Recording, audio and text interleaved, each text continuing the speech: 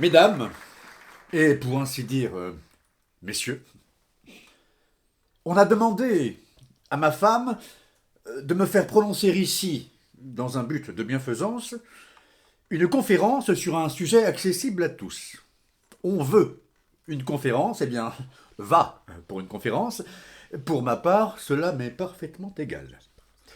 Certes, je ne suis pas professeur, je ne possède aucun titre universitaire, néanmoins, voilà 30 ans que je travaille sans relâche, et pour ainsi dire au détriment de ma santé, sur des questions strictement scientifiques.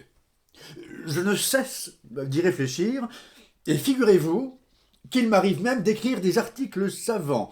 Enfin, pas précisément savants, si vous voulez, mais tout comme. Passez-moi l'expression. Ainsi, l'autre jour, j'ai écrit un très long article intitulé De la nocivité de certains insectes. Il a beaucoup plu à mes filles, en particulier la partie qui concernait les punaises, mais après l'avoir relu, je l'ai déchiré.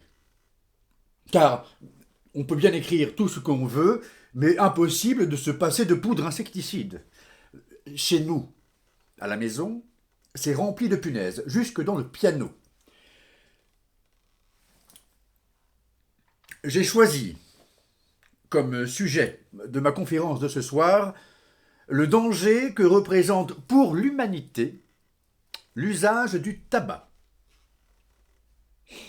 Je suis fumeur moi-même, mais comme ma femme m'a ordonné de parler des méfaits du tabac, inutile de discuter. Le tabac va, pour le tabac, cela m'est parfaitement égal. Quant à vous, messieurs, je vous invite à écouter mes propos avec le sérieux qui s'impose, faute de quoi il pourrait nous en cuire. Ceux qui feraient une conférence sérieuse et strictement scientifique peuvent se boucher les oreilles ou quitter la salle.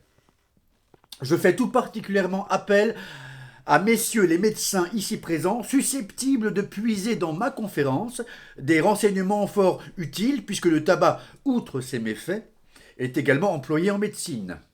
Si, par exemple, on enferme une mouche dans une tabatière, elle crève, sans doute de dépression nerveuse.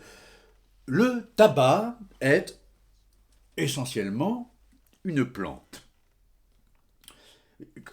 Quand je fais une conférence, j'ai l'habitude de cligner de l'œil droit, mais n'y faites pas attention, c'est parce que je suis ému. J'ai toujours été excessivement nerveux, mais je ne cligne de l'œil que depuis le 13 septembre 1889, jour où ma femme a accouché, si j'ose dire, de notre quatrième fille, Varvara. Toutes mes filles sont nées un 13. Mais ne nous écartons pas du sujet, notre temps est limité. Je dois tout de même vous dire que ma femme dirige une école de musique et une pension de jeunes filles, c'est-à-dire pas une véritable pension, mais tout comme. Entre nous, bien que ma femme ne fasse que pleurer misère, elle a mis de l'argent de côté, quelque chose comme 40 ou 50 000 roubles. Quant à moi, je n'ai pas un copec. Pas le rond, mais à quoi bon en parler? Je suis préposé à l'économat de la pension. C'est moi qui fais les provisions, qui vérifie les comptes des domestiques, qui note les dépenses, qui fabrique les cahiers, qui extermine les punaises, qui promène le petit chien de ma femme, qui attrape les souris. Hier soir, entre autres, je devais remettre de la farine et du beurre à la cuisinière, car on avait l'intention de faire des crêpes. Eh bien, voyez-vous, ce matin, les crêpes déjà cuites, ma femme rapplique à la cuisine et nous annonce que 3 de nos pensionnaires n'en mangeraient pas, elles avaient les glandes enflées. Nous avions trop de crêpes. Que fallait-il en faire? Ma femme a d'abord ordonné de les porter à la cave, puis, après avoir mûrement réfléchi, elle m'a dit: Tu peux les manger toi-même, épouvantail. Quand elle est de mauvaise humeur, c'est comme ça qu'elle m'appelle. Épouvantail. ou encore vipère, ou Satan, comme si je ressemblais à Satan. Elle est toujours de mauvaise humeur. Ces crêpes, je ne les ai pas mangées, je les ai avalées sans mâcher. C'est que je suis continuellement affamé. Hier soir, par exemple, elle m'a privé de dîner. Toi, espèce de benet, a-t-elle dit, pas besoin de te nourrir. Mais à force de bavarder, nous nous sommes légèrement écartés de notre sujet. Bon, poursuivons. Je suis bien persuadé que vous aimeriez mieux écouter une romance ou une quelconque symphonie ou un air d'opéra. Nous ne broncherons pas au plus fort de la bataille. Je ne sais d'où c'est tiré. À propos, j'ai oublié de vous dire. À l'école de ma femme, en plus de l'économa, je suis chargé de l'enseignement des mathématiques, de la physique, de la chimie, de l'histoire, de la géographie, du solfège, de la littérature, et ainsi de suite. Pour les leçons de danse, de chant et de dessin, ma femme exige un supplément, bien que ce soit encore moi qui enseigne ces matières. Notre école de musique se trouve dans la ruelle des 5 Chiens au numéro 13. Si j'ai raté ma vie, c'est sans doute parce que nous habitons au numéro 13. Et puis, toutes mes filles sont nées un 13. Il y a 13 fenêtres à notre façade. Mais à quoi bon en parler? Bon, pour tout renseignement, vous pouvez vous adresser à ma femme à toute heure du jour et si vous voulez un prospectus de l'école, vous en trouverez chez notre concierge à 30 kopecks l'exemplaire. Moi-même, je peux vous en céder quelques-uns si vous le désirez. 30 kopecks l'exemplaire. Qui en veut?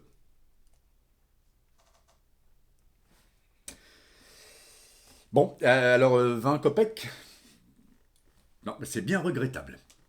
Oui, notre maison porte le numéro 13. Rien ne m'a réussi. J'ai vieilli, je suis devenu stupide. Tenez, je suis en train de faire une conférence, j'ai l'air gai, et pourtant j'ai envie de hurler de toutes mes forces et de m'envoler. N'importe où, au bout du monde. Et personne à qui me plaindre. Non, c'est à pleurer. Vous me direz, et vos filles? Eh bien quoi, mes filles? Il suffit que je leur parle de tout ça pour qu'elles éclatent de rire. Ma femme a 7 filles. Non, 6, je crois. Non, 7. Anne, l'aînée, a 27 ans. Et la plus jeune, 17. Messieurs, je suis malheureux.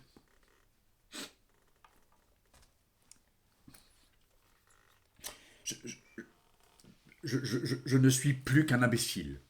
Une nullité, mais au fond, vous avez devant vous le plus ravi des pères. C'est bien comme cela que je devrais être, n'est-ce pas, hein? Et comment dire le contraire? Ah, si vous saviez. Je vis avec ma femme depuis 33 ans et je puis l'affirmer, voilà bien les meilleures années de ma vie, c'est-à-dire pas les plus heureuses, non, mais tout comme. Elles se sont écoulées comme un seul instant de bonheur à proprement parler, et que le diable les emporte.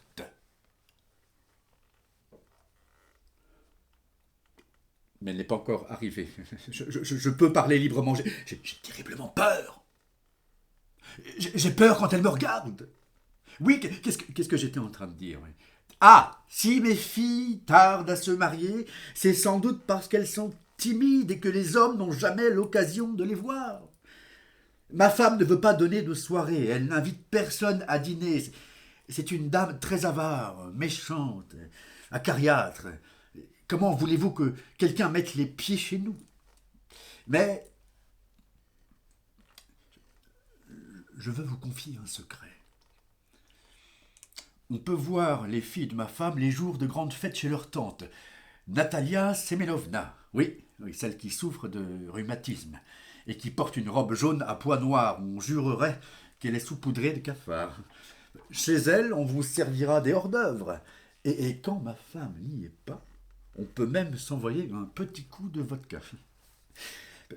Je peux bien vous l'avouer, un seul petit verre suffit à me griser, et alors j'ai le cœur si léger et si triste en même temps. Vous n'imaginez pas. Mes jeunes années me reviennent en mémoire. Je ne sais pourquoi il me prend une de ces envies de m'enfuir, une envie, oh, si vous saviez. Oui, fuir. Tout planter là, fuir sans un regard en arrière, fuir n'importe où, fuir cette vie étroite, inutile, vulgaire, qui a fait de moi un vieillard stupide, pitoyable, un pauvre idiot, fuir cette femme bornée, mesquine, avare et méchante, oh, si méchante, qui m'a torturé pendant 33 ans, fuir la musique, la cuisine, l'argent de ma femme, toute cette bêtise, toute cette mesquinerie, et m'arrêter quelque part, loin, très loin d'ici, dans un champ, me tenir immobile comme un arbre, comme une borne, comme un épouvantail à moineaux sous un vaste ciel.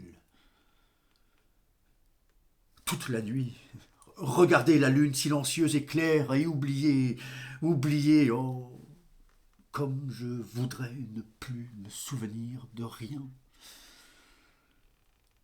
Arracher de mes épaules cet habit tout usé dans lequel je me suis marié voilà 33 ans.